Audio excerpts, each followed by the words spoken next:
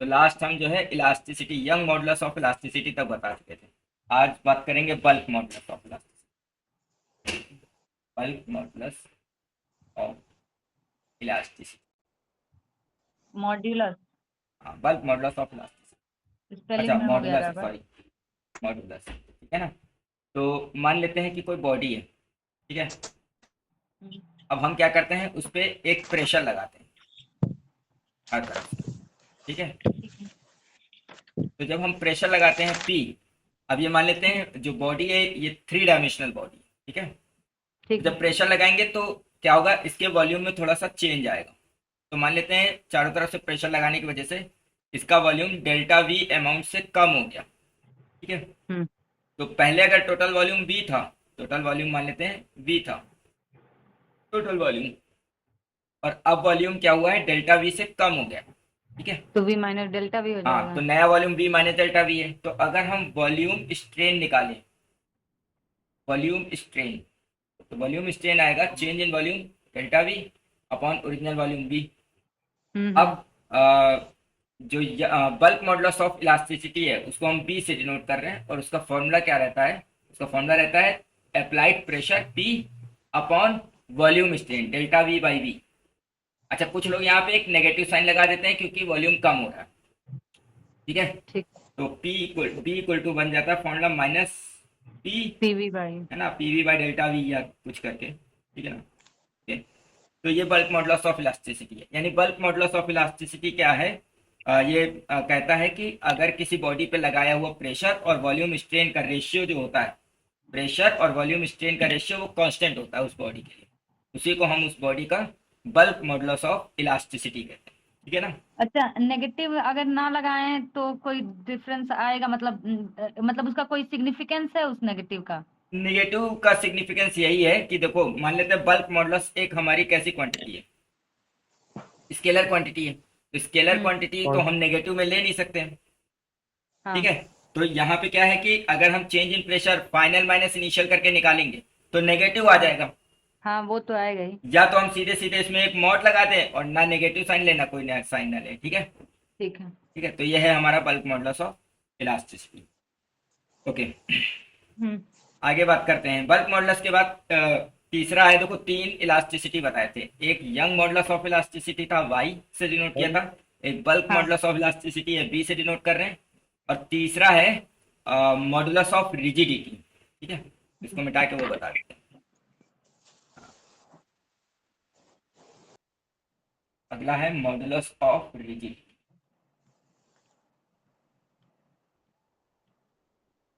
इसको हम ईटा से डिनोट, तो मान लेते हैं हमारे पास एक एक ब्लॉक है, हाँ। देखो है ये थ्री डायमेंशन, लेकिन सामने से देखेंगे तो ऐसे स्क्वायर रेक्टेंगल शेप कट करा ठीक। इस ब्लॉक पे, ठीक है। अगर हम एक फोर्स लगाएं इसकी सरफेस की डायरेक्शन, ठीक है, तो इस फोर्स को हम कहते हैं शेयरिंग फोर्स। अब इस फोर्स लगाने की वजह से मान लेते हैं ये ब्लॉक ना नीचे जमीन से जो है अटैच्ड है, रिजिड वे में अटैच है, ठीक है। यानी कि ऐसा नहीं कि फोर्स लगाने से बॉडी मूव कर रही। जैसे अगर मान लेते हैं ये ब्लॉक है, या ये ब्लॉक है, ठीक है, और इस पे हम फोर्स लगाएंगे तो ये आगे की ओर मूव कर जाएगा, ठीक है। हाँ। तो मोशन नहीं हो रहा है, इसीलिए हमने नीचे से यहाँ पे क्या कर दिया, अटैच कर दिया। तो जब मोशन नहीं होगा और जब हम ऊपर फोर्स लगाएंगे अपर सरफेस पे, तो अपर सरफेस आगे बढ़ेगी, कुछ ऐसे। मान लेते हैं सरफेस का ये वाला पार्ट बढ़ के यहाँ आ जाए और ये वाला पार्ट बढ़ के यहाँ आ जाए, मान लेते हैं ऐसे कि ये पॉइंट था ए और ये पॉइंट था बी। तो ए जो है वो शिफ्ट होके ए डैश पे आ गया और बी शिफ्ट होके बी डैश पे आ गया। तो इसका जो है शेप इस तरीके से डिफॉर्म हो गया, चेंज हो गया, ठीक। ठीक है। तो जो ये एंगल आया है इसे हम शेयरिंग, मतलब जितना एंगल में चेंज एंगल आया बोलता डायरेक्ट है। एंगल, इसको हम शेयरिंग स्ट्रेन बोलेंगे, शेयरिंग स्ट्रेन।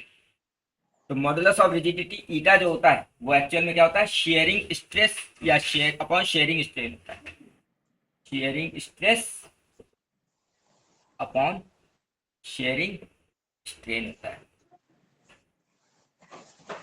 स्ट्रेन, ठीक है।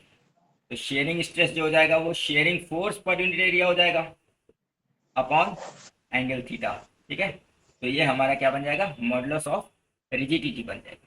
ठीक है, तो तीन मॉडुलस हो गए। एक यंग मॉडुलस ऑफ इलास्टिसिटी जिसमें longitudinal stress upon longitudinal strain होता था। दूसरा हाँ बल्क मॉडुलस ऑफ इलास्टिसिटी जिसमें प्रेशर अपॉन वॉल्यूम स्ट्रेन हो गया। ठीक है, हाँ bulk modulus of elasticity gases के लिए निकालने को भी आता है। ठीक है, अगर आपको हाँ याद हो तो जो हाँ हम लोग हाँ जब थर्मोडायनेमिक्स पढ़ेंगे तो इसको कैलकुलेट भी करेंगे उसमें करेंगे हाँ। कि अगर एडियाबैटिक प्रोसेस हो रहा है तो bulk modulus of elasticity gas का क्या होगा, और अगर आइसोथर्मल प्रोसेस हो रहा है तो बल्क मॉडुलस ऑफ इलास्टिसिटी क्या आएगा। और अगर किसी को याद हो तो बल्क मॉडुलस ऑफ इलास्टिसिटी जो एडियाबैटिक प्रोसेस में आता था वो gamma times bulk modulus of elasticity at isothermal process आता था। ठीक है ना, और हाँ इसी गामा की वजह से जो हम लोग साउंड की वेलोसिटी का फॉर्मूला गैस में जो होता है, ठीक है, हाँ जो न्यूटन ने दिया था P by row, pressure upon density. ठीक है, जो कि बाद में लाप्लास ने करेक्ट किया था, क्या था, v equal to under root gamma P by rho. ठीक है, जो हाँ कि लाप्लास करेक्शन है, ये भी इसी पे बेस्ड है, बल्क मॉडुलस ऑफ इलास्टिसिटी पे बेस्ड है। ठीक है, तो जब हम लोग थर्मोडायनेमिक्स पढ़ेंगे तब ये निकालेंगे कि एडियाबैटिक प्रोसेस के लिए जो bulk modulus of elasticity for gas होता है वो आइसोथर्मल से गामा टाइम्स आता है। ठीक है, और इसी का यूज करके न्यूटन फॉर्मूला कैसे आया था और लाप्लास करेक्शन कैसे हुआ वो पढ़ेंगे। ठीक है, तो ये इंपॉर्टेंट हो। तीसरी चीज है मॉडुलस ऑफ रिजिडिटी, जो कि शेयरिंग स्ट्रेस, यानी शेयरिंग स्ट्रेस का मतलब है force acting on the along the area है, सरफेस है। ठीक है, ओके, कभी कभी इसमें क्या होता है, ऐसा क्वेश्चन पूछते हैं इस पार्ट में। जैसे क्या करते हैं कि एक आपको ब्लॉक दे दिया, ठीक है, और इस ब्लॉक मान लेते हैं नीचे से ही अटैच किसी पॉइंट पे। ठीक है, और आपसे कह दिया इस पे एक फोर्स लग रहा है इस डायरेक्शन में। अब वो फोर्स लग रहा है मान लेते हैं कुछ 30 डिग्री एंगल पे। अब आपसे कहा कि इसमें रिजिडिटी निकालिए। ठीक है, तो जब रिजिडिटी निकालेंगे तो हम क्या करेंगे, फोर्स का वो कंपोनेंट लेंगे जो सरफेस के लॉन्ग है, यानी ये फोर्स लेंगे, एफ डैश कह दो, एफ कॉस 30 जो आएगा। ठीक है, तो यहाँ पे जो फोर्स है वो ये यूज होगा, एफ कॉस 30 इस केस में। ठीक है, और एक और फोर्स होगा जो इस डायरेक्शन में काम कर रहा होगा जो कि एफ साइन 30 होगा। ठीक है, तो अगर हम इस बॉडी के डिफॉर्मेशन की बात करें, इसमें चेंज की बात करें, तो इसमें शेयरिंग मतलब इसका एंगल भी थोड़ा सा चेंज होगा, यानी कुछ शेप ऐसे चेंज होगा। अगर हम इसके शेप की बात करें तो कुछ ऐसा चेंज होगा, थोड़ा सा ये ऊपर भी जाएगा क्योंकि ऊपर की ओर खींच रहा है, यानी इलोंगेशन भी होगा। ठीक है ना, और एंगल में भी चेंज आएगा। क्लियर है? तो इस तरीके से ऐसे क्वेश्चन आते हैं, यानी कि यहाँ पे हम लॉन्गिट्यूडनल फोर्स भी लग रहा है लेंथ के लॉन्ग, उसको भी हम कैलकुलेट कर सकते हैं कि उससे कितना स्ट्रेन क्रिएट होगा, और शेयरिंग स्ट्रेन कितना क्रिएट होगा वो भी निकाल सकते हैं। आगे बढ़ते हैं। ठीक है, तो ये तीनों टाइप के वो हो गए। अब इन तीनों में रिलेशन आगे देखेंगे, फिलहाल हम कुछ और चीजें पढ़ते हैं, इसमें देखते हैं क्या क्या है। पहले हम जो इंटर वाला पोर्शन है उसको कंप्लीट कर लेते हैं। ठीक है, ओके, तो thermal force developed in A rod, इसका क्या कॉन्सेप्ट है। मान लेते हैं कि ये दो रिजिड सपोर्ट्स हैं, मान लेते हैं ये हमारे क्या है, रिजिड सपोर्ट है। इस रिजिड सपोर्ट के बीच में एक रॉड मैंने ली, उस रॉड की लेंथ मान लो एल है, कैपिटल एल है। ठीक है, और अब हमने क्या किया, इस रॉड को हीट किया। जब हीट करेंगे बाई चेंज इन टेम्परेचर जो आया है वो मान लेते हैं डेल्टा टी है, चेंज इन टेम्परेचर। तो जब हीट करेंगे तो क्या होगा, तो हमने पढ़ा है कि जो है थिंग्स एक्सपैंड ऑन हीटिंग। ठीक है ना, चीजें क्या करती हैं, हीट करने पे एक्सपैंड होती हैं। तो ये भी एक्सपैंड होगा जब इसकी लेंथ इंक्रीज करेगी, और ये जो रिजिड सपोर्ट है ये तो फिक्स है, तो जब इसकी लेंथ इंक्रीज करेगी तो ये क्या करेगी, इन सपोर्ट पे एक फोर्स लगाएगा। फोर्स अप्लाई ठीक है ना, तो वो जो फोर्स यहाँ क्रिएट होगा due to expansion of wire, उसी फोर्स को हम कैलकुलेट कर रहे हैं। इसी क्वेश्चन को हम ऐसे पूछ सकते थे कि मान लेते हैं एक वायर है और ये दो पॉइंट्स के बीच में ये बंधा हुआ है। ठीक है, और इस वायर को मैंने मान लेते हैं कूल किया, डेल्टा टी टेम्परेचर से मैंने क्या किया, कूल किया। तो जब हम इसको कूल करेंगे तो क्या होगा, जैसे मान लेते हैं दो खंभों के बीच में जो तार होता है ना, तो ये सिकुड़ेगा, श्रिंक करेगा। श्रिंक करेगा तो क्या होगा, तो ये टाइट तो होगा तो भी पीछे जो फोर्स डेवलप होगा एफ, वो दोनों केस में फॉर्मूला सेम आएगा, ठीक है। ओके, अब देखो हम जानते हैं यंग मॉडुलस, क्योंकि यहाँ पे लेंथ में इंक्रीमेंट हो रहा है, तो यंग मॉडुलस का फॉर्मूला क्या होता है, longitudinal force upon longitudinal strain. तो लॉन्गिट्यूडनल फोर्स होगा force, sorry longitudinal stress upon longitudinal strain. तो लॉन्गिट्यूडनल, एफएल अपन हाँ, एफएल अपन ए डेल्टा एल। तो लॉन्गिट्यूडनल स्ट्रेस जो होगा वो होगा फोर्स अपॉन एरिया, ठीक है। और लॉन्गिट्यूडनल स्ट्रेन जो होगा वो मान लेते हैं change in length delta L हो रहा हो अपॉन ओरिजिनल लेंथ जो कि कैपिटल ऊपर आ जाएगा, ठीक है। तो यहाँ से फोर्स का अगर हम फॉर्मूला निकालें तो फोर्स का फॉर्मूला बनेगा वाई ए डेल्टा एल ओवर एल, ठीक है। इसे इक्वेशन 1 कहते हैं। यहाँ पे डेल्टा एल क्या है हमारा, चेंज इन लेंथ है, लिख देते हैं डेल्टा एल हमारा चेंज इन लेंथ है, लेंथ, ठीक है, due to change in, due to change in temperature, change in temperature की वजह से जो चेंज आया है। अच्छा, एक और फॉर्मूला हम लोगों ने पढ़ा है कि जो चेंज इन लेंथ होता है वो बराबर होता है original length L alpha delta T, ठीक है ना। ये हमने पढ़ा है एक्सपेंशन ऑफ सॉलिड्स में। किसी को याद है फॉर्मूला कि जब कोई सॉलिड एक्सपैंड करता है, ठीक है, तो उसके लिए फॉर्मूला होता था कि जितनी लेंथ में इंक्रीमेंट होगा, देखो 3 फॉर्मूले थे सॉलिड एक्सपेंशन में।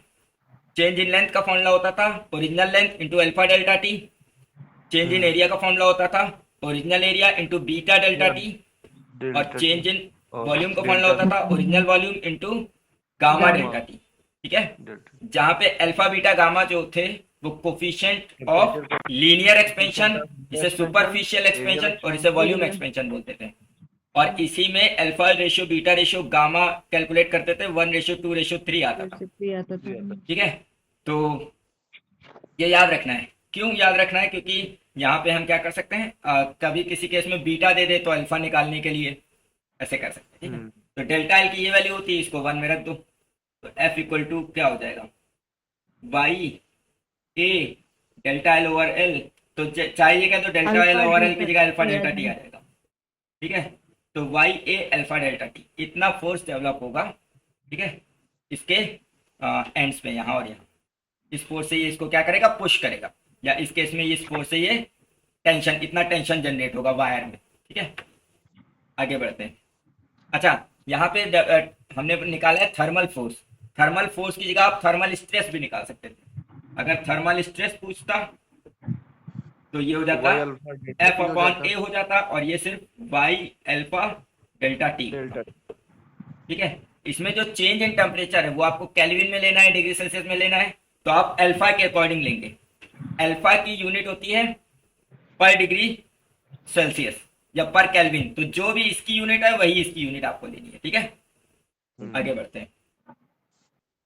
अगला टॉपिक है work done in stretching a wire. एक वायर को स्ट्रेच करने में कितना वर्क करना पड़ता है, इसी को हम कह सकते हैं, देखो जितना वर्क करना पड़ेगा उतनी ही एनर्जी उसमें स्टोर हो जाएगी। तो आप चाहे ये कहो कि इसमें कितनी पोटेंशियल एनर्जी या इलास्टिक एनर्जी इसमें स्टोर हो जाएगी, उसका फॉर्मूला और वर्क डन का सेम आएगा।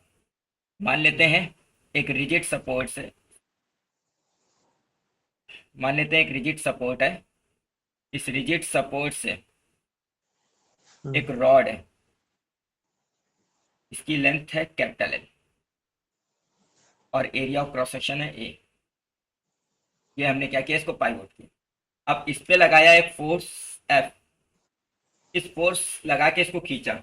जब हमने लगा के इसको खींचा तो मान लेते हैं इसकी ओवरऑल लेंथ में जो चेंज आया, ठीक है, वो लेंथ में चेंज स्मॉल एल है। कई केस में हम केवल एल लिख देते हैं, कभी कभी डेल्टा एल लिख देते हैं, कोई फर्क नहीं पड़ता है, ठीक है ना। केवल एल लिख दो, डेल्टा एल लिख दो, मतलब ओवरऑल चेंज इन लेंथ ये एल, ठीक है।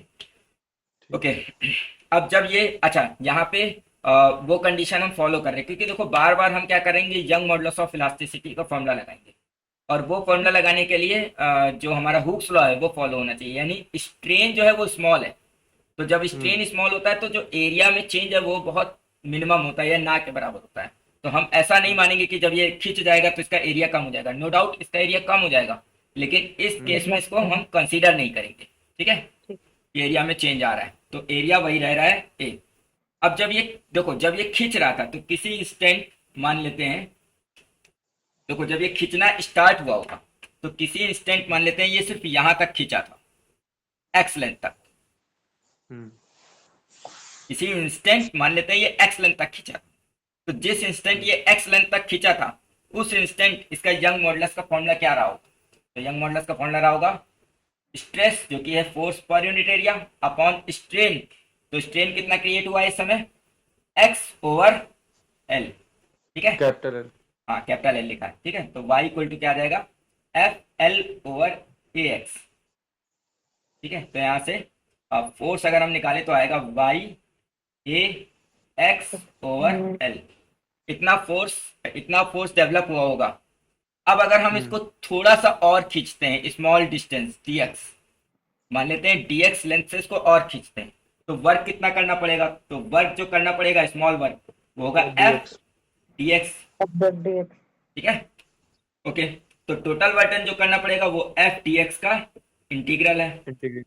अब अगर हम ध्यान से देखें तो जो x में चेंज हो रहा है, जब यहां से स्टार्ट किया और यहां तक चेंज किया है, तो जब यहां पे स्टार्ट किया था तो x जो है हमारा 0 था, और जब यहां पे हम ले आएंगे तो x हो जाएगा l, यानी हमारा इंटीग्रल जाएगा 0 से लेके l तक। तो वर्क हो जाएगा 0 से l, और f की वैल्यू है y a x over l और dx। ठीक है, अब इसको बहुत आसानी से इंटीग्रेट कर लेंगे। देखो जो कांस्टेंट है वो बाहर निकाल लेते हैं, y a और l ये कांस्टेंट है, तो बाहर निकाल लेते हैं। x का इंटीग्रल एक्स स्क्वायर बाई 2 हो जाएगा, और लेंथ चेंज लिमिट है 0 से l, तो वर्क आ जाएगा 1/2 बाहर y a l over into L square. तो वर्क आ गया, इतनी एनर्जी इसमें स्टोर्ड है। अच्छा, इस वर्क को थोड़ा सा हम और अरेंज मतलब और अरेंज फॉर्म में लिख सकते हैं। वो अरेंज फॉर्म कुछ ऐसा है, देखो वर्क को अगर हम हाफ बाहर, ठीक है, और बाई और एक मिनट रुको, बाई के साथ हम ले लें एल और कैपिटल एल, ये दोनों एक साथ लिखें, मतलब ये वाई और इसमें से एक एल और एक कैपिटल एल एक साथ लिख दिया। ठीक है, इनटू अब क्या बचा? ए और एल बचा। तो हम क्या कर रहे हैं, यहाँ पे एक कैपिटल एल का मल्टीप्लाई कर रहे हैं और एक कैपिटल एल का डिवाइड कर रहे हैं अपनी तरफ से। ठीक है, तो एक ए बचा है और एक स्मॉल एल बचा है, तो एक जो स्मॉल एल बचा है और ये कैपिटल एल, इनको एक साथ ले लें, small L upon capital L. ठीक, अब ये ए बच गया, ठीक है, और ये कैपिटल एल बच गया। क्लियर है? ये फोर्स हम यहाँ से थोड़ी देर के लिए मिटा देते हैं, ऊपर कर देते हैं। बोलो इतनी बात समझाएगी? हमने क्या किया, ये y इसमें से एक l और कैपिटल L एक साथ ले लिया, इसमें एक l था और एक कैपिटल L अपनी तरफ से मल्टीप्लाई और डिवाइड किया, जिससे इक्वेशन पे कोई फर्क नहीं पड़ेगा। जो एक स्मॉल l बचा था और कैपिटल L, उनको एक साथ ले लिया, और ये a और ये कैपिटल L एक साथ ले लिया। अब ध्यान से देखो, तो ये बना y equal to work equal to half y l upon l। देखो अगर तुम ध्यान से देखो तो y l अपॉन l ये जो आ रहा है ये स्ट्रेस का फॉर्मूला है। ठीक है, अगर ना समझ में आए तो यहां से देखो, F अपॉन ए स्ट्रेस है, अगर स्ट्रेस की वैल्यू निकाले तो क्या आएगी? स्ट्रेस की वैल्यू क्या आएगी? स्ट्रेस की वैल्यू आएगी बाई एक्स ओवर एल आएगी ना। अब एक्स क्या है? इलोंगेशन है, यहाँ पे इलोंगेशन एल हो गया है टोटल, तो बाई एल ओवर एल क्या है? स्ट्रेस है, तो यानी ये स्ट्रेस का फॉर्मूला है। एल अपॉन एल ये तो स्ट्रेन का फॉर्मूला है ही। ठीक है, और ये जो है एरिया इनटू लेंथ, ये है हमारा वॉल्यूम का फॉर्मूला है। तो वर्क का फॉर्मूला बन गया half stress into strain into volume. ठीक है, कोई शॉर्टकट क्वेश्चन में ये भी पूछा। अच्छा, इतना ही वर्क होगा, इतनी ही एनर्जी स्टोर्ड होगी, तो आप चाहे तो इसे वर्क का फॉर्मूला कहो, चाहे आप इसे एनर्जी स्टोर्ड यू का फॉर्मूला कहो। ठीक है, अब इस एनर्जी स्टोर्ड यू के नीचे अगर हम वॉल्यूम ले लें, ठीक है, तो ये बन जाएगा हमारा यू, स्मॉल यू, और ये क्या हो गई? Energy stored per unit volume. Energy stored per unit volume. तो अगर हमें energy stored per unit volume निकालना है तो उसका फॉर्मूला बनेगा सिर्फ हाफ स्ट्रेस इंटू स्ट्रेन। ठीक है, बोलो। हम्म ये हो गया। ठीक है, तो इतना वर्क करना पड़ता है किसी वायर को खींचने में, और इतनी एनर्जी इसमें स्टोर हो जाती है। अच्छा, एक चीज और आखिरी में दिखा बता देते हैं इसमें कि देखो, हमने पीछे देखा था कि अगर हम इधर स्ट्रेस ले रहे हम्म हो और इधर स्ट्रेन ले रहे हो, ठीक है, तो अंडर इलास्टिक लिमिट्स, देखो जो हम्म ग्राफ आता था वो कुछ ऐसा है। हाँ अंडर इलास्टिक लिमिट के बाहर तो ये कुछ कर्व ऐसे कुछ करके ऐसे बनाया था, है ना। लेकिन अंडर हाँ इलास्टिक लिमिट से ग्राफ कैसा आता था, इतना आता था। ठीक है, तो अगर हम यहाँ पे एक ट्रायंगल बना लें, हम्म तो इसका जो एरिया होगा ये, half base into height half base into height होगा, तो होगा हाफ बेस कितना है, स्ट्रेन, स्ट्रेस स्ट्रेन है, हाँ स्ट्रेन है, वही आ जाएगा। और हाइट कितनी है, स्ट्रेस है। स्ट्रेस तो ये हाफ स्ट्रेस इंटू स्ट्रेन बन जाएगा। Under elastic limit area of stress strain energy दे देगा। हाँ, तो area of stress strain graph जो होता है विद स्ट्रेन एक्सिस, ठीक है, ये भी ध्यान रखना, एरिया जो लेना है वो स्ट्रेन एक्सिस के साथ ही लेना है। तो area of graph of stress strain with strain axis gives potential energy stored per unit volume. ये टोटल एनर्जी नहीं देगा, ये आपको potential energy stored per unit volume देगा। वॉल्यूम।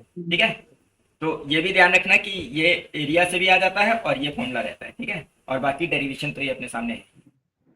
हम्म तो एक क्वेश्चन दे रहे हैं, मान लेते हैं ये हमारा रिजिड सपोर्ट है इधर, और इधर भी रिजिड सपोर्ट है। इन दो सपोर्ट के बीच में एक रॉड है, और यहाँ से एक और दूसरी रॉड है, दो अलग अलग रॉड, एक की लेंथ है L1 और दूसरे की लेंथ है L2। ठीक है, दो, और इनका यंग मॉडुलस है Y1, इनका यंग मॉडुलस है Y2। ठीक है, और इनके बीच में जो मतलब दोनों का area of cross section same है। ठीक है, अब इस पूरे सिस्टम को मैंने हीट किया डेल्टा टी टेम्परेचर से, पूरे सिस्टम को मैंने डेल्टा टी टेम्परेचर से हीट किया, तो इनके बीच में जो फोर्स डेवलप होगा, जैसे पीछे भी हमने देखा, वो फोर्स F कितना होगा ये कैलकुलेट करना है। कैलकुलेट करके बताओ। तो हमें फोर्स निकालना था। अब देखो, जब हम इसमें टेम्परेचर को इंक्रीज करेंगे तो दोनों की लेंथ में इंक्रीमेंट आएगा।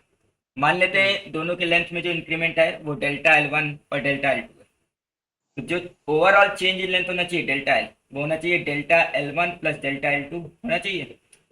अब डेल्टा L1 क्या होगा, तो अगर हम जो हमने थ्योरी हीट वाला मतलब थर्मल एक्सपेंशन वाला कॉन्सेप्ट देखा उसके अकॉर्डिंग देखें, तो डेल्टा L1 का फॉर्मूला होना चाहिए L1 alpha 1 delta T plus delta L2 formula होना चाहिए L2 alpha 2 alpha delta T. Delta T. तो यहाँ से L1 alpha 1 plus L2 alpha 2 ऐसे ही, और डेल्टा टी कॉमन, इसे इक्वेशन 1 करते हैं, या इसे इक्वेशन 1 करते हैं, या चलो, अच्छा इधर डेल्टा एल इक्वेशन 1 करते हैं। अच्छा, डेल्टा एल को हम ऐसे भी निकाल सकते थे, delta L1 plus delta L2 again लगा रहे हैं। देखो यहाँ पे डेल्टा N1 और डेल्टा L2 की जो वैल्यू रखी वो हमने थर्मल एक्सपेंशन के थ्रू रखी। यहाँ हम डेल्टा L1 और डेल्टा L2 की वैल्यू स्ट्रेस और स्ट्रेन यानी यंग मॉडुलस के टर्म में रख रहे हैं। तो देखो अभी पीछे बताया कि यंग मॉडुलस का फॉर्मूला क्या है, स्ट्रेस जो कि होता है force per unit area upon strain जो कि होगा change in length delta L upon original length जो पर आ जाता है। तो यहाँ से सॉल्व करके अगर हम डेल्टा एल निकालें तो डेल्टा एल के लिए केवल फॉर्मूला होना चाहिए F capital L upon A Y.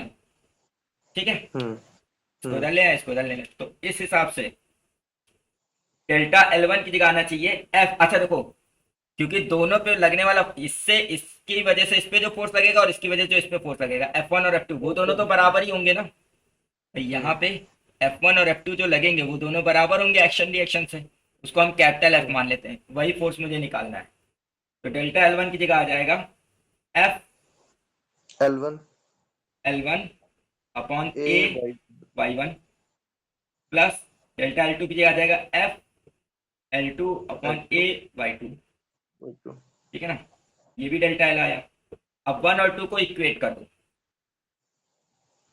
1 and 2, तो इक्वेट करने पे मिलेगा, देखो F यहाँ कॉमन है और A कॉमन है, L1 by Y1 plus L2 by y2 is equal to होना चाहिए ये डेल्टा एल जो कि है L1 alpha 1 plus L2 alpha 2 bracket 1 delta T. ठीक है, अब ये यहाँ मल्टीप्लाई कर रहा है इधर डिवाइड करेगा तो एफ का फॉर्मूला, और ये डिवाइड कर रहा है इधर मल्टीप्लाई, तो एफ का फॉर्मूला हो जाएगा ए L1 alpha 1 plus L2 alpha 2 delta T over L1 upon y1 plus L2 upon y2। Clear है? ठीक है, तो ये फॉर्मूला भी दिमाग में रख सकते हैं कि अगर दो रॉड्स हैं तो उनके बीच में फोर्स कितना डेवलप होगा हीट करने पे। आगे देखते हैं। अच्छा, इसी क्वेश्चन से हम एक और चीज निकालना चाहते हैं, और वो है जैसे पीछे कई बार ऐसा क्वेश्चन होता है, दो रॉड हम दो रेजिस्टेंस सीरीज में लगाते हैं और हम इक्विवेलेंट रेजिस्टेंस पूछते हैं, दो रेजिस्टेंस पैरेलल में लगाते हैं इक्विवेलेंट पूछते हैं, या कई जगह ऐसा होता है जहाँ पे इक्विवेलेंट टर्म पूछा जाता है। ठीक है, थर्मल कंडक्टिविटी की बात कर रहे थे। मतलब थर्मल कंडक्टिविटी की तो बात नहीं कर रहे हैं यहाँ पे। हमारे कहने का मतलब है जब भी कॉम्बिनेशन आता है तो हम हाँ, उसका इक्विवेलेंट जरूर पूछते हैं। ठीक है, तो यहाँ भी हम ये पूछ सकते हैं कि क्या इन दो रॉड्स का अगर हम इक्विवेलेंट बनाएं तो equivalent Young modulus of elasticity क्या आना चाहिए। ठीक है, क्वेश्चन ये है कि equivalent Young modulus of elasticity for two rods in series क्या आना चाहिए। मतलब दो रॉड अगर सीरीज में लगी हैं तो वो अगर उनको हम एक सिंगल रॉड मान लें तो उसका y क्या होना चाहिए y1 और y2 के टर्म्स में। y1 y2 by y1 plus y2। अब यही हम देखना चाह रहे हैं। ठीक है, तो देखो इक्विवेलेंट का मतलब ये होता है कि जब हम उसको रिप्लेस करें, मान लेते हैं हम इसको रिप्लेस कर दें एक रॉड से, मतलब इक्विवेलेंट का मतलब है कि इस पूरे सिस्टम की जगह एक रॉड ले लें। ठीक है, और उसका एरिया उतना ही होना चाहिए जितना इसका है ए, इसकी लेंथ उतनी होनी चाहिए जितनी इनके कंबाइन करके है, यानी L1 प्लस L2। ठीक है, और उसमें इतना ही फोर्स डेवलप होना चाहिए F, इसमें जो है खींचने पे उतना ही फोर्स F डेवलप होना चाहिए जितना इनमें डेवलप हो रहा है। ठीक है, तो जो इसका यंग मॉडुलस होगा y, उसे हम y इक्विवेलेंट कहेंगे, हम इन दोनों के इक्विवेलेंट कहेंगे। ठीक है, और हाँ, इसमें जो इलोंगेशन आना चाहिए वो भी उतना ही आना चाहिए जितना इन दोनों में मिल के आ रहा है, यानी इन दोनों में मिल के जो इलोंगेशन आ रहा है डेल्टा एल, वही इसमें आना चाहिए। ठीक है, इक्विवेलेंट का मतलब ये होता है कि जब हम सिस्टम को रिप्लेस करें सिंगल से तो वो वही सारी प्रॉपर्टी शो करे जो ये लोग मिलके कर रहे हैं। ठीक है, जैसे इक्विवेलेंट रेजिस्टेंस का मतलब होता है कि अगर उस पूरे सिस्टम ऑफ रेजिस्टेंस को हटा के एक सिंगल रेजिस्टेंस यूज करें तो वो उतना ही करंट ड्रॉ करे उस सेम वोल्टेज की बैटरी से जितना वो मिलके कर रहे थे। ठीक है, उसके इक्विवेलेंट ही हमको आउटपुट चाहिए।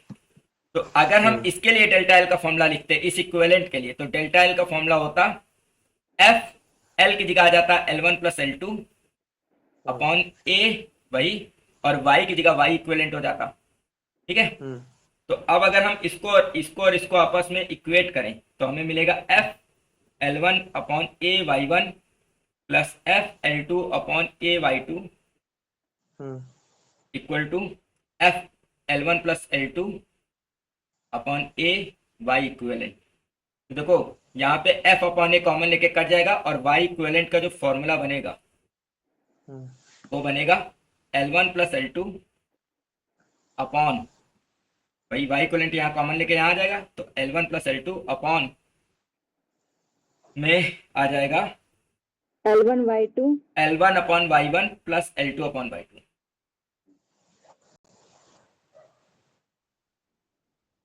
देखो ये यहाँ आएगा और ये L1 अपॉन y1 और L2 अपॉन y2 यहाँ। ठीक है ना, तो ये equivalent Young modulus of elasticity है for two rods in combination.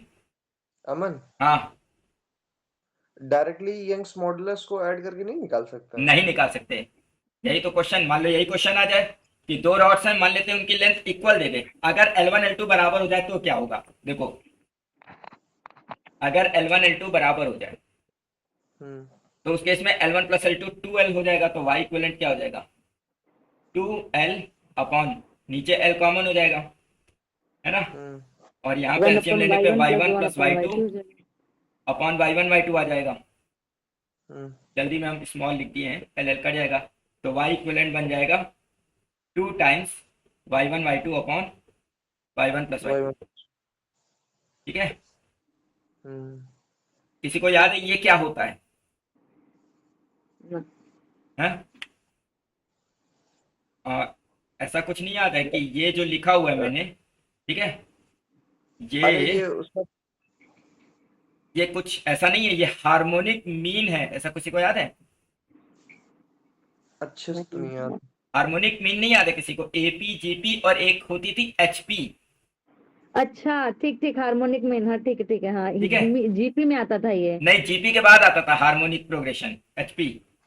हाँ अगर अगर ऐसा होता था, अगर ए बी सी तीन टर्म एपी में है तो 1 अपॉन ए, 1 अपॉन बी और 1 अपॉन सी जो होगा हाँ वो एचपी में होगा। अच्छा हाँ हार्मोनिक वाले में, ठीक है। ठीक है ना, याद आ रहा है ऐसा कुछ? हम्म, तो अगर इसको अगर हम चाहें तो इसको ऐसे लिख सकते हैं, देखो ये पार्ट मिटा रहे हैं, देखो 2 के नीचे y इक्विवेलेंट लिख दें, 2 के नीचे y इक्विवेलेंट, और इसको इधर भेज दें, इसको नीचे, तो ये 1 upon y1 plus 1 upon y2 हो जाएगा, हो जाएगा। हम्म, ठीक है, तो फॉर 2 इक्वल लेंथ रॉड, अगर 2 इक्वल लेंथ की रॉड है, सीरीज में है, एरिया सेम है, तो जो equivalent Young modulus of elasticity है वो उन दो रॉड्स की यंग मॉडुलस ऑफ इलास्टिसिटी का हार्मोनिक मीन है, इसे हार्मोनिक मीन कहते हैं। ठीक है, ठीक है, तो ये y1 प्लस y2 तो कहीं से नहीं आ रहा है। ठीक है, तो बेटर रहेगा कि वो जो फॉर्मूला निकाला है वो ध्यान रखो, हो सकता है ऐसा कोई क्वेश्चन बन जाए कि आपको इक्विवेलेंट इलास्टिसिटी निकालनी है। ठीक है, ओके, तो आज हम यहीं तक रखते हैं। नेक्स्ट हम क्या करेंगे, अब हमारा इंटर वाला पार्ट पूरी तरीके से हो गया है। ठीक है, और ये जो क्वेश्चन हमने ये निकाला है, ये तो हमने ऐसे ही मेरे दिमाग में आ गया तो निकाल लिया, ये तो इंटर में मुझे नहीं लगता है कि नहीं है, हो सकता है किसी कंपटीशन में ऐसा कोई क्वेश्चन पूछा गया हो। ठीक है, और अब पूछा जा भी सकता है। ठीक है, और नेक्स्ट हम जो है आगे क्या करेंगे, जो हमने 3 चीजें पढ़ी हैं, वाई, ईटा और बी, ठीक है ना, और एक और चीज पढ़ेंगे पॉइजन रेशियो, इन सब में रिलेशन निकालेंगे। ठीक है, तो नेक्स्ट टर्न पे करेंगे, हो सकता है नेक्स्ट टर्न पे इसको हम खत्म ही कर दें। ठीक है, हो सकता है कल ही क्लास ले लें। ठीक है, कल अमन नहीं पाएगा, अच्छा ठीक है, कल देखते हैं। कल शादी है घर में। ओके, ठीक है, आज के लिए यहीं तक रखते हैं, फिर देखते हैं नेक्स्ट टाइम क्लास। ठीक ठीक। बाय।